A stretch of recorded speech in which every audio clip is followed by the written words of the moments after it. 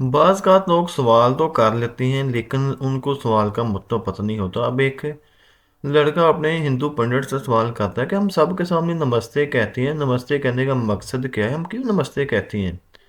अच्छा, कहता है मैंने जिससे किसी से भी पूछा, किसी को इसका मतलब पता ही नहीं है। तो काइंडली आप मुझे इसका मतलब समझा दें कि नमस्ते हम क्यों कहते हैं और किस लिए कहते हैं, क्यों हम हर एक के सामने नमस्ते नमस्ते कहते हैं।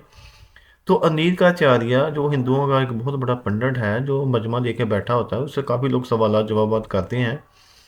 तो उससे सवाल पूछा, अब वो इनको क्या आंसर करते हैं, अभी हम आपको सुनवाते हैं कि वो इसका क्या आंसर करते हैं। अभी सुनिए आप। गैर लोगों के सब मतलब मीटिंग चल रही थी, तो उसमें कुछ उन्होंने उसको सवाल किए, मतलब मेरे पास जवाब भी नहीं था। एक डॉक्टर साहब आए थे, वो भी खड़े हुए थे हमारे साथ ही। उनसे उन्होंने पूछा नमस्ते का मतलब क्या होता है सर। तो मुझे तो नहीं मालूम था। उन्होंने कहा मुझे भी नहीं मालूम। बहुत से लोग वहाँ खड़े थे, उन्होंने कहा मुझे भी नहीं मालूम। हमने साहब लोग बोलते हैं नमस्ते यानी कि उनका आदर करना, तो मुझे भी नहीं मालूम। तो मैंने कहा कि हो सकता है शायद ऐसा हो। तो उन्होंने कहा नमस्ते मतलब ये होता है कि नमा नमा माने की मतलब कि झुकना, अस्त यानी कि ईश्वर किसी गैर के आगे मत झुकना है। जिसका मतलब नमस्ते होता है कि ईश्वर के आगे झुकना, किसी गैर के आगे नहीं, यानी कि हर किसी से नमस्ते नहीं करना चाहिए।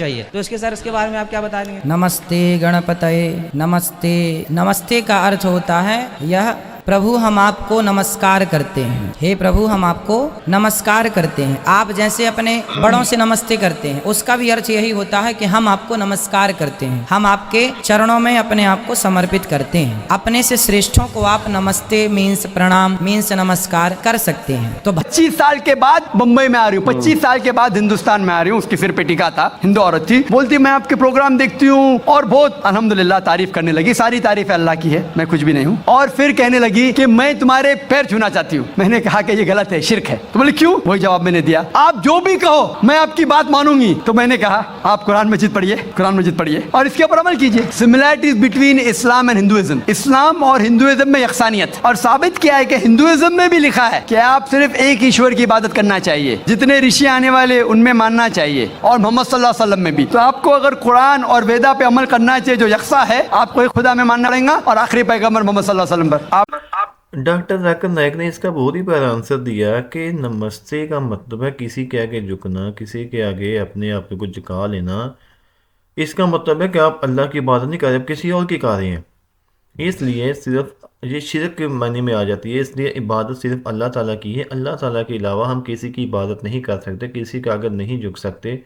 अगर झुकना है तो हमें सिर्फ अपने रब के आगे झुकना है, अपने मौला के आगे झुकना है। हम उसके अलावा किसी की उसकी बंदगी करनी चाहिए, 5 वक्त नमाज पढ़नी चाहिए।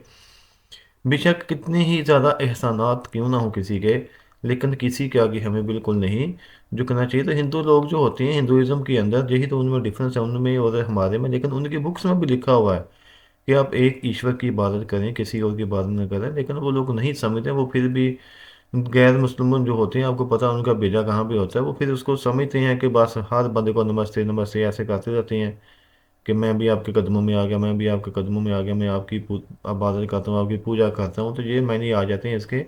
तो इसलिए ये सारी चीज़ें गलत हैं।